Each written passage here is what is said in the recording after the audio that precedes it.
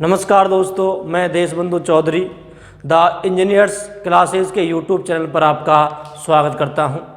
दोस्तों, जैसा कि आपको मालूम है कि हम भारत का इतिहास पढ़ रहे हैं और भारत के इतिहास के अंतर्गत प्राचीन भारत के इतिहास में सिंधु घाटी सभ्यता का अध्ययन हम कर रहे हैं। पिछले वीडियो में दोस्तों हमने सिंधु घाटी सभ्यता के महत्वपूर्ण स्थलों के बारे में जानकारी प्राप्त की थी। आज हम सिंधु घाटी सभ्यता के अन्य महत्वपूर्ण स्थलों के बारे में अध्ययन करेंगे।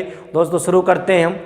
दोस्तों, हमने आपको हड़प्पा, मोहनजोदड़ो, राखीगढ़ी महत्वपूर्ण स्थल बता दिए हैं। आज हम बात करते हैं अगले महत्वपूर्ण स्थल की। दोस्तों वो है रंगपुर। सिंधु घाटी सभ्यता का अगला स्थल है रंगपुर। तो दोस्तों सबसे पहले रंगपुर कहाँ से प्राप्त हुआ था ये स्थल कहाँ स्थित था? सबसे पहले यदि स्थिति की बात करें दोस्तों हम, तो रंगपुर गुजरात के अहमदाबाद ज़िले में स्थित था। इसकी स्थिति की बात करते हैं तो ये गुजरात के अहमदाबाद ज़िले में, पहली बात गुजरात के अहमदाबाद ज़िले में स्थित था। उसके बाद दोस्तों हम बात करते हैं इसकी खोज की।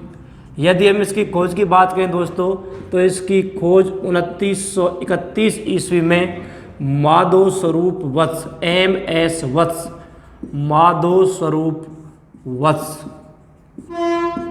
MS वत्स या माधव स्वरूप वत्स द्वारा 1931 ईस्वी में दोस्तों रंगपुर की खोज की गई थी।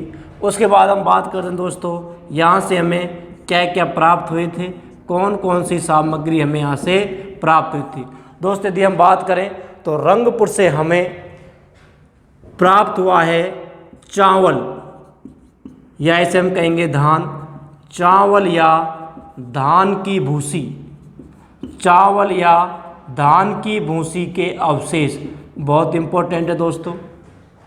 मैंने आपको बताया था कि चावल तो कहाँ से प्राप्त हुआ था? लोथल से चावल और बाजरे के साक्ष्य प्राप्त हुए थे। तो चावल अगर पूछे कि धान या चावल के अवशेष कहाँ से प्राप्त हुए थे, तो वो तो दोस्तों प्राप्त हुए थे लोथल से।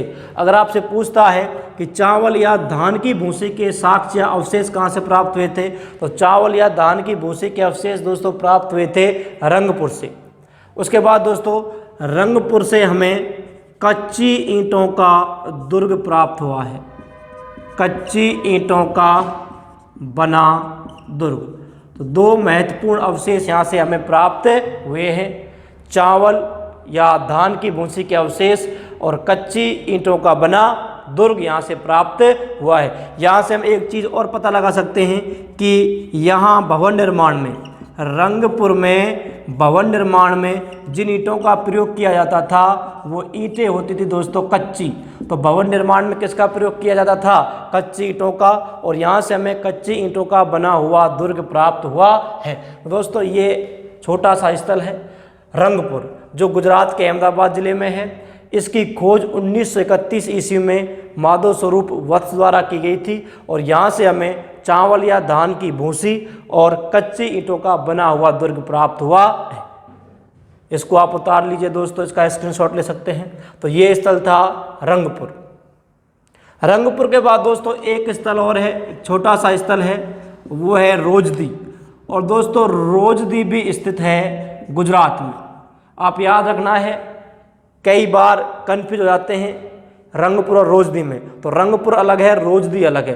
रंगपुर भी गुजरात में है और रोजदी भी गुजरात में है। तो एक छोटा सा दोस्तों रोजदी, और रोजदी भी कहाँ है? गुजरात में। यहाँ से हमें एक सामग्री प्राप्त हुई का अवशेष प्राप्त हुआ है, वो आपको याद रखना है, हाथी के अवशेष।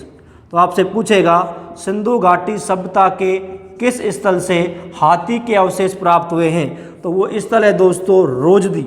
और रोजदी से हाथी के अवशेष प्राप्त हुए, जिसमें मैंने आपको बताया था कि घोड़े की अस्थियां प्राप्त हुई थी सुरकोटदा से। इसी प्रकार हाथी के अवशेष प्राप्त हुए थे रोजदी से।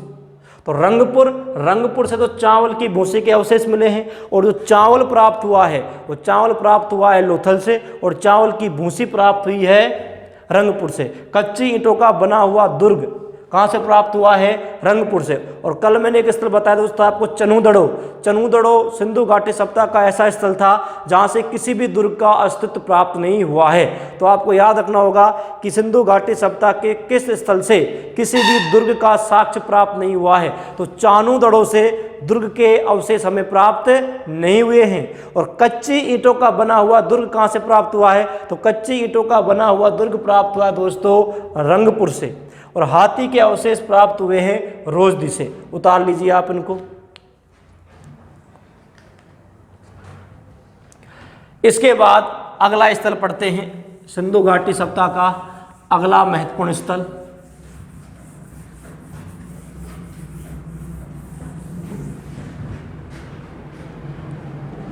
देखिए अगला स्थल दोस्तों पढ़ते हैं हम धौलावीरा। धौलावीरा, धौलावीरा। और दोस्तों धौलावीरा स्थित है गुजरात के कच्छ जिले की भचाऊ तहसील में। गुजरात के कच्छ जिले की भचाऊ तहसील में स्थित है धौलावीरा। तो आपको पहली बात इसकी स्थिति कहाँ स्थित है, इसकी लोकेशन गुजरात के कच्छ जिले की भचाऊ तहसील में स्थित है धौलावीरा। कहाँ स्थित है ये दोस्तों? यदि हम नदियों की बात करें तो दो हैं, मानसर और मनहर। मानसर मनहर नालों के मध्य स्थित था। मानसर मनहर नालों के मध्य स्थित था गुजरात के कच्छ जिले की भचाऊ तहसील में। दोस्तों इसके उपनाम हैं, इसे कहा जाता है दोस्तों आयताकार नगर। आयताकार नगर। इसे कहा जाता है दोस्तों धौला का कुआं। इसे कहा जाता है वीरा का कुआं। धौला का कुआं और वीरा का कुआं। तो ये गुजरात के कच्छ जिले की भचाऊ तहसील में स्थित है। मानसर और मनहर नालों के मध्य स्थित था ये।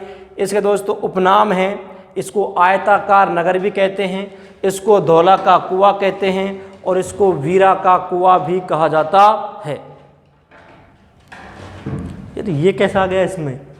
ये कुत्ता यहाँ कैसे आ गया यार? गुरु जी और कब का बैठा ये?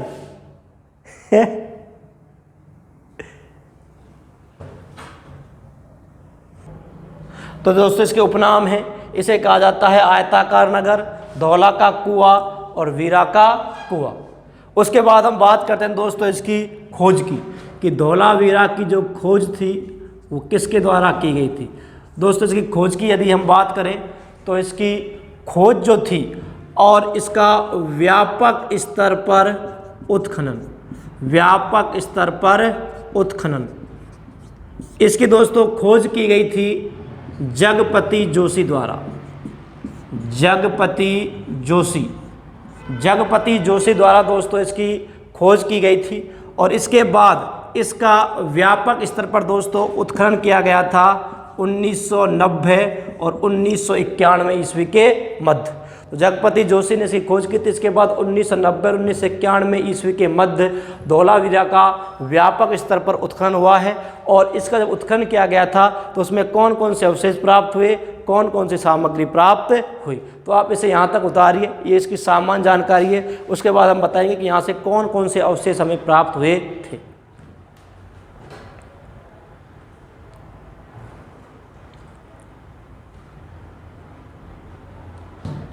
चलिए आगे देखते हैं दोस्तों यहाँ से प्राप्त सामग्री, कि धौलावीरा से हमें क्या क्या प्राप्त हुआ है। देखिए प्राप्त सामग्री या प्राप्त अवशेष, यहाँ से क्या क्या प्राप्त हुआ है। देखिए धौलावीरा से दोस्तों यदि हम बात करें तो धौलावीरा से सबसे पहले हमें एक स्टेडियम के साक्ष्य प्राप्त हुए। स्टेडियम के साक्ष्य, पहली बात इंपॉर्टेंट है कि सिंधु घाटी सप्ताह के किस स्थल से स्टेडियम के साक्ष्य प्राप्त हुए थे, तो धौलावीरा से स्टेडियम के साक्ष्य प्राप्त हुए। उसके बाद दोस्तों हमें यहाँ से एक सूचना पट्ट मिला है, तो सूचना पट्ट के साक्ष्य मिले हैं यहाँ से, सूचना पट्ट के साक्ष्य। उसके बाद दोस्तों हमें यहाँ से एक खगोलीय पर्यवेक्षणशाला, खगोलीय पर्यवेक्षणशाला के साक्ष्य, खगोलीय पर्यवेक्षणशाला के साक्ष्य भी हमें दोस्तों कहाँ से प्राप्त हुए हैं, धौलावीरा से प्राप्त हुए हैं। उसके बाद हमें दोस्तों यहाँ से कृत्रिम जल संरक्षण, कृत्रिम जल संरक्षण के साक्ष्य, कृत्रिम जल संरक्षण के साक्ष्य यहाँ से प्राप्त हुए हैं। उसके बाद दोस्तों यहाँ से हमें उन्नत जल प्रबंधन तकनीक, उन्नत जल प्रबंधन तकनीक के साक्ष्य प्राप्त हुए हैं। उसके बाद दोस्तों हमें यहाँ से सिंधु घाटी सभ्यता का सबसे प्राचीन बंदरगाह के साक्ष्य मिले हैं, सिंधु घाटी सभ्यता के, सिंधु घाटी सभ्यता के सबसे प्राचीन, सिंधु घाटी सभ्यता के सबसे प्राचीन बंदरगाह के साक्ष्य, सिंधु घाटी सभ्यता के सबसे प्राचीन बंदरगाह के साक्ष्य मिले हैं। उसके बाद दोस्तों यहाँ से हमें यहाँ की जो रक्षा प्राचीर थी, जो रक्षा प्राचीर थी वो पत्थरों से निर्मित थी, रक्षा प्राचीर पत्थरों से निर्मित थी।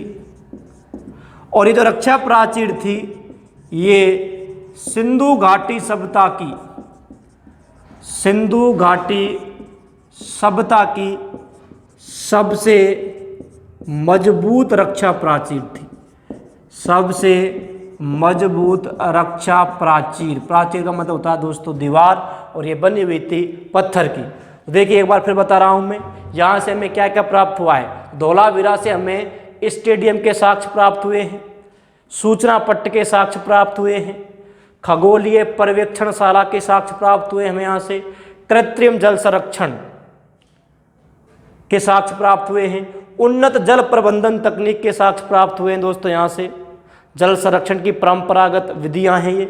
उसके बाद यहाँ से हमें सिंधु घाटी सभ्यता के सबसे प्राचीन बंदरगाह के साक्ष्य प्राप्त हुए हैं। कल मैंने आपको बताया था कि सिंधु घाटी सभ्यता का बंदरगाह नगर कौन सा था, तो लोथल, लोथल को सिंधु घाटी सभ्यता का बंदरगाह नगर कहा जाता है। तो अगर ये पूछता है आपसे कि सिंधु घाटी सभ्यता का बंदरगाह नगर कौन सा था, तो सिंधु घाटी सभ्यता का बंदरगाह नगर जो है वो तो लोथल है। और यदि पूछा जाए कि सिंधु घाटी सभ्यता के किस स्थल से सबसे प्राचीन बंदरगाह के साक्ष्य प्राप्त हुए, तो सबसे प्राचीन बंदरगाह के जो साक्ष्य प्राप्त हुए थे दोस्तों वो प्राप्त हुए थे धौलावीरा से। उसके बाद जो यहाँ की रक्षा प्राचीर बनी हुई थी, यहाँ की जो दीवार बनी हुई थी वो पत्थर से निर्मित थी, और ये सिंधु घाटी सभ्यता की सबसे मजबूत रक्षा प्राचीर थी। यहाँ तक आप इसको उतार लीजिए। उसके बाद बताएंगे कि और धौलावीरा से क्या क्या प्राप्त हुआ है।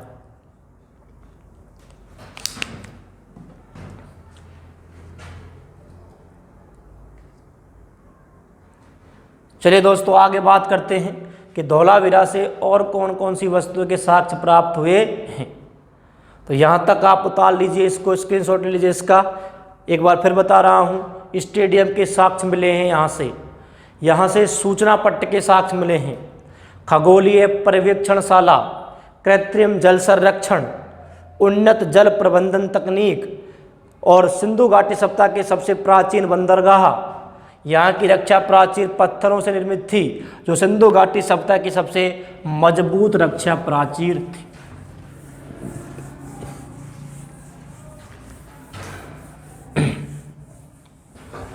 अब देखिए दोस्तों आगे यदि हम बात करते हैं तो जो धौलावीरा था, मैंने आपको बताया था दोस्तों कि सिंधु घाटी सभ्यता का प्रत्येक जो नगर था वो 2 टीलों में विभाजित था।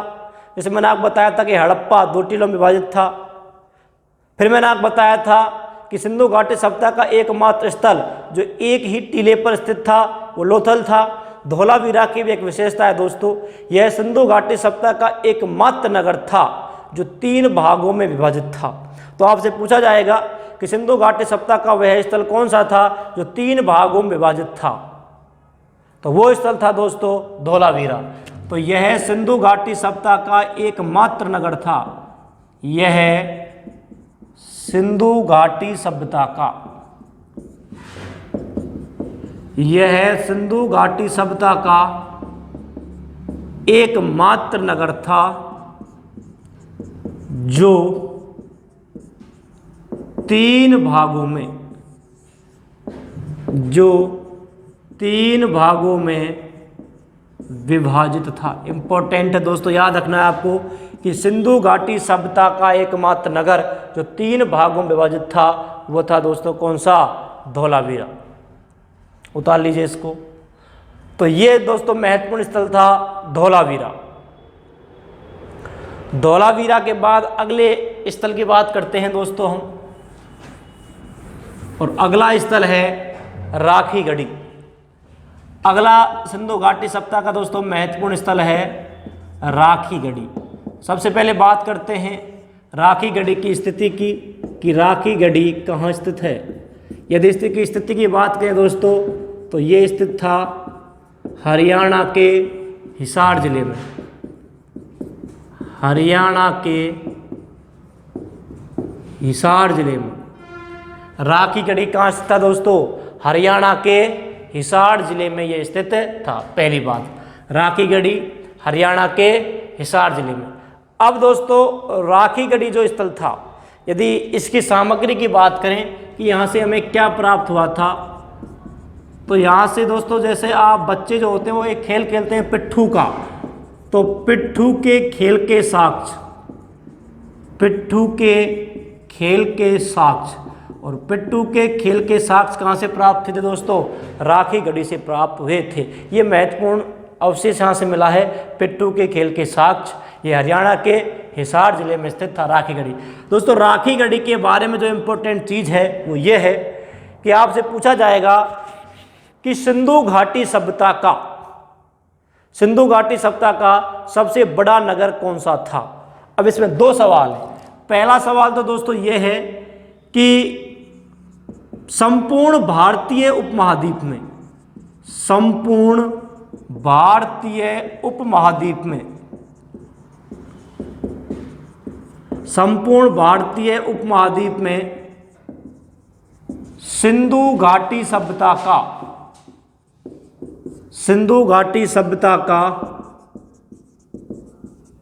सबसे बड़ा स्थल। एक सवाल तो दोस्तों आता है ये।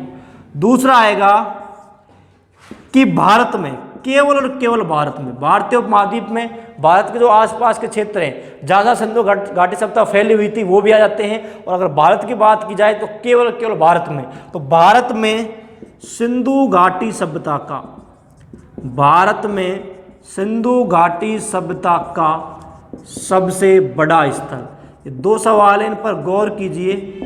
सबसे बड़ा स्थल, तो पहला देखिए कि संपूर्ण भारतीय उपमहाद्वीप में जहां जहां सिंधु घाटी सभ्यता फैली हुई थी, अगर उस संदर्भ में बात की जाए तो सिंधु घाटी सभ्यता के यदि हम बड़े स्थलों की बात की जाए तो पहला अगर सवाल मैं आपको बताऊं कि संपूर्ण भारतीय उपमहाद्वीप में सिंधु घाटी सभ्यता के सबसे बड़े नगर कौन कौन से थे, तो संपूर्ण भारतीय उपमहाद्वीप में सिंधु घाटी सभ्यता का सबसे बड़ा नगर, सबसे बड़ा स्थल जो था वो पहले नंबर पर था दोस्तों मोहनजोदड़ो। कौन सा था? मोहनजोदड़ो। दूसरे नंबर पर था दोस्तों हड़प्पा, और तीसरे पर था दोस्तों गनेडीवाल। कौन सा? गनेडीवाल। ये तीनों ही स्थल दोस्तों स्थित है कहाँ? पाकिस्तान में। कहाँ स्थित है? पाकिस्तान में। तो नहीं आया ना भारत, इसलिए ये 2 सवाल बने हैं। तो संपूर्ण भारतीय उपमहाद्वीप की बात की जाए तो सबसे बड़ा मोहनजोदड़ो, दूसरा हड़प्पा और तीसरा गनेडीवाल। ये तीनों ही स्थल वर्तमान में कहाँ स्थित हैं? पाकिस्तान में स्थित हैं। चौथा यदि स्थल बात की जाए तो चौथे नंबर पर दोस्तों था राखीगढ़ी। इसके बाद दोस्तों था धौलावीरा, और इसके बाद दोस्तों था कालीबंगा, और ये नीचे के जो तीनों हैं दोस्तों ये स्थित हैं कहाँ? भारत में। तो अब दोनों सवालों का उत्तर आपके पास है। तो ये जो क्रम लिखा हुआ है ये सिंधु घाटी सभ्यता के सबसे बड़े स्थल हैं, सबसे बड़े नगर हैं। अगर संपूर्ण भारतीय उपमहाद्वीप में पूछा जाए तो सबसे बड़ा मोहनजोदड़ो, उसके बाद हड़प्पा, उसके बाद गरेडीवाल, राखीगढ़ी, धौलावीरा और कालीबंगा। अगर भारत में पूछा जाए कि केवल भारत में, तो भारत में सिंधु घाटी सभ्यता का सबसे बड़ा, अब ऊपर के 3 तो पाकिस्तान में है, और चौथा जो आता है राखीगढ़ी, और राखीगढ़ी मैंने बताया है हरियाणा के हिसार जिले में है, और राखीगढ़ी ये तीनों कहाँ हैं? भारत में। सबसे ऊपर कौन सा है? राखीगढ़ी। तो भारत में सिंधु घाटी सभ्यता का सबसे बड़ा जो स्थल है वो कौन सा है? वो राखीगढ़ी है। तो पहले का उत्तर तो मोहनजोदड़ो है और दूसरे का है राखीगढ़ी, और ये पूरा क्रम आपको याद रखना है। लेकिन दोस्तों ये आंकड़ा अब बदल चुका है। अब यदि वो पूछे, अगर ये जो सवाल था, ये जो मैंने क्रम लिखा है, ये क्रम 2015-2016 से पहले तक सही था, लेकिन 2015-16 के बाद जब नवीन उत्खनन किया गया था, तो जब जो आंकड़े आए थे, तो अधिकांश विद्वानों ने, अधिकांश इतिहासकारों ने इस बात को स्वीकार किया है कि वर्तमान में यदि पूछा जाए कि वर्तमान में संपूर्ण भारतीय उपमहाद्वीप का सिंधु घाटी सभ्यता का सबसे बड़ा जो नगर है वो कौन सा है दोस्तों? राखीगढ़ी। राखीगढ़ी चौथे नंबर से, और कौन से नंबर पर आ चुका है? पहले नंबर पर आ चुका है 2015-16 के बाद। तो नवीन उत्खनन के आधार पर, जो उत्खनन हुआ था 2015-16 में, नवीन उत्खनन के आधार पर अधिकांश विद्वान, अधिकांश इतिहासकार इस बात से सहमत हैं कि संपूर्ण सिंधु घाटी सभ्यता का सबसे बड़ा स्थल था दोस्तों कौन सा? राखीगढ़ी। जब इसकी खुदाई की गई तो इसका क्षेत्रफल हमें मिला था 410 हेक्टेयर। इसका क्षेत्रफल कितना आंका गया था? 410 हेक्टेयर आंका गया था। तो वर्तमान में सिंधु घाटी सभ्यता का सबसे बड़ा नगर जो है संपूर्ण भारतीय उपमहाद्वीप में, वो कौन सा है? राखीगढ़ी है। तो आपको याद रखना होगा कौन सा है? राखीगढ़ी। तो ये दोस्तों 2 सवाल बहुत इंपॉर्टेंट हैं कि संपूर्ण भारतीय उपमहाद्वीप में सिंधु घाटी सभ्यता का सबसे बड़ा स्थल, ये आंकड़े हैं। वर्तमान में ये आंकड़े परिवर्तित हो चुके हैं, और वर्तमान में जब खुदाई की गई थी, जब उत्खनन किया गया था राखीगढ़ी का, तो राखीगढ़ी का क्षेत्रफल मिला था हमको 410 हेक्टेयर। और इसके आधार पर अधिकांश विद्वानों ने इस बात से सहमत हुए हैं कि वर्तमान में सिंधु घाटी सभ्यता का सबसे बड़ा जो नगर है वो दोस्तों कौन सा है? राखीगढ़ी। तो ये आप उतार लीजिए इसको, ये 6 के 6 आप उतार लीजिए, और फिर लास्ट में आप लिख सकते हैं कि नवीन आंकड़ों के आधार पर, नवीन आंकड़ों के आधार पर जो 2015-16 में किए गए थे, वर्तमान में सिंधु घाटी सभ्यता का सबसे बड़ा नगर राखीगढ़ी है, जिसका क्षेत्रफल 410 हेक्टेयर माना गया। ये आप लिख सकते हैं नोट लगाकर। तो वर्तमान में सबसे बड़ा स्थल कौन सा है? राखीगढ़ी। 2015-16 के आंकड़े के आधार पर इसका क्षेत्रफल कितना? 410 हेक्टेयर।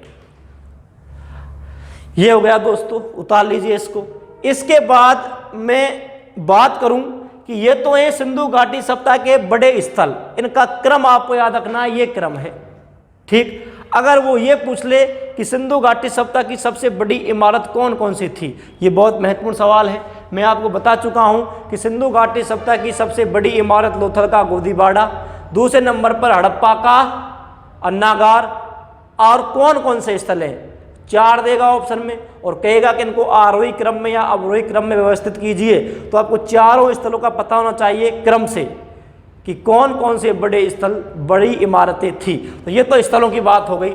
इसके बाद दोस्तों आगे मैं आपको बताता हूँ यहीं कि सिंधु घाटी सभ्यता की सबसे बड़ी इमारत, ये आपको याद रखना है। ये स्थलों की बात हो गई, इसके बाद मैं बात करता हूँ इमारत की।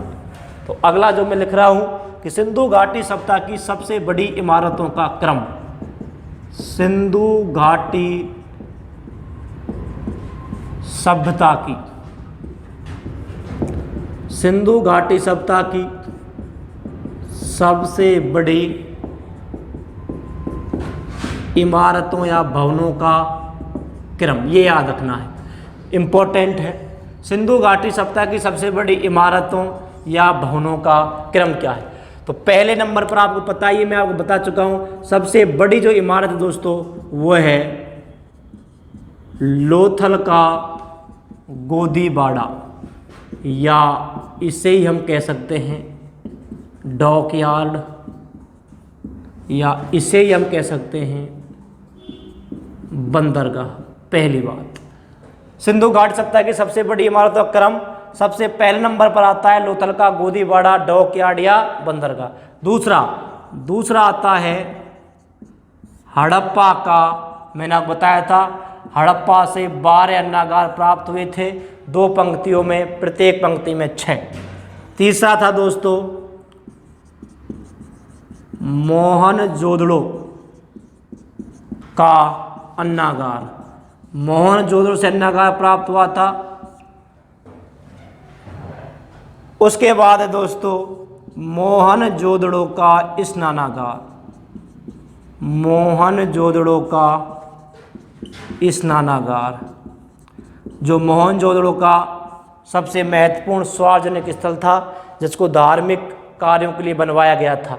तो सिंधु घाटी सभ्यता की सबसे बड़ी जो इमारतों का क्रम है वो पहले नंबर पर है लोथल का गोदीबाड़ा, हड़प्पा का अन्नागार, उसके बाद मोहनजोदड़ो का अन्नागार और उसके बाद मोहनजोदड़ो का स्नानागार। उतार लीजिए, ये सिंधु घाटी सभ्यता की सबसे बड़ी इमारतों का क्रम है। सिंधु घाटी सभ्यता की सबसे बड़ी इमारतों का क्रम है ये लोथल का गोदीबाड़ा, हड़प्पा का अन्नागार, मोहनजोदड़ो का अन्नागार और मोहनजोदड़ो का स्नानागार।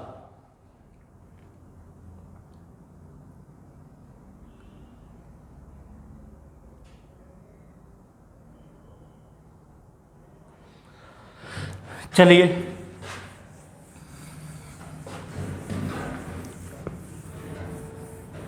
इसके बाद दोस्तों कुछ स्थल और हैं जिनको आपको याद रखना है। जैसे मैं बात करता हूँ मीताथल। मीताथल ये आपको याद रखना है। मीताथल दोस्तों कहाँ है? हरियाणा में है। इसके बाद दोस्तों है कुनाल। कुनाल भी कहाँ है? हरियाणा में है। इसके बाद दोस्तों संघोल।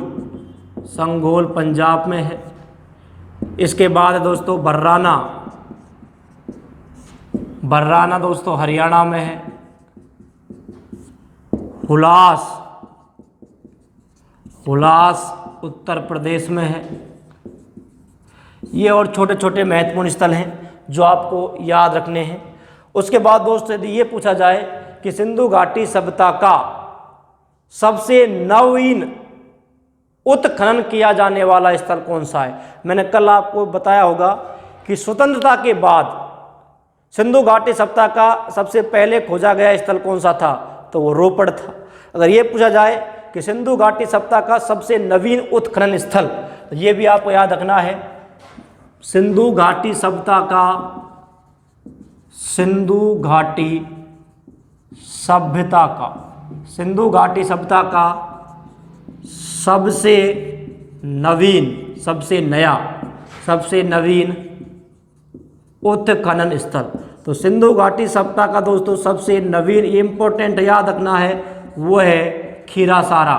और खीरासारा दोस्तों स्थित है गुजरात में। इम्पोर्टेंट आपको याद रखना है सिंधु घाटी सभ्यता का सबसे नवीन उत्खनन स्थल है खीरासारा और खीरासारा स्थित है गुजरात में।